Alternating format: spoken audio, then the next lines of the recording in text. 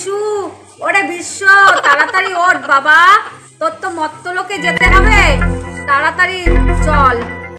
না মা, আমার ভালো লাগে না, আমি বরঞ্চ এই স্বর্গলোকেই ঘুরে উড়াবো। সত্যি করে বল বিশ্বকর্মা, তোর কি হয়েছে? তুই মর্তলোকে কেন যেতে চাইছিস না? না মা। বল।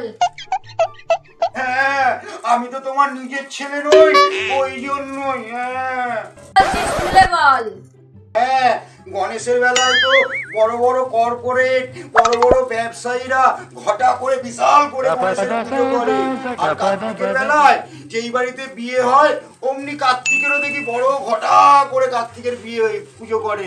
আর আমার বেলায় কোথায় বাসওয়ালা, লরিওয়ালা, রিক্সাওয়ালা, ভ্যানওয়ালা ওরা পুজো করে।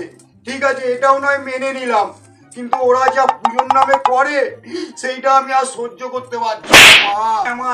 এইটাও নয় মেনে নিলাম, তারপরে ওরা সারা দিন রাত যা শুরু করে তোমায় কি বলবো মা, ওটা আমি কিছুতেই মেনে নিতে পারছি না মা।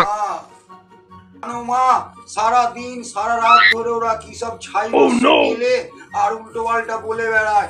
তোমাকে আমি কি বলবো মা, তুমি নিজের চোখেই দেখো মা। ভাই, এবার তুই ক্যাশিয়ার হয়েছিস, আমি হিসাব রক্ষক হয়েছি, ঠিক আছে? কোন রকমে ৯-৬ করে পুজোটা দিয়ে দেবো, তারপরে দুই ভাই মিলে অ্যাশ করবো, ঠিক আছে? আর ঠাকুরটা চিন্তা করতে হবে না, কোনো খালের ধারে পুকুরের ধারে ফেলে দেবো, ঠিক আছে? তারপরে যে টাকাটা বেঁচে যাবে না ভাই, দুই ভাই মিলে একবার অ্যাশ করবো, ঠিক আছে ভাই? কাউকে কিন্তু বলবি না, ঠিক আছে? বলো মা, তুমি তো নিজের চোখেই সব দেখলে, আর যেতে ইচ্ছা করে বলো। শোন বিশ্ব, তুই হচ্ছিস আমার প্রদীপ, তুই নিজেও জ্বলবি আর সারা বিশ্বকে তার আলো দিয়ে যাবি। যা যা যা, মর্তলোকে যা।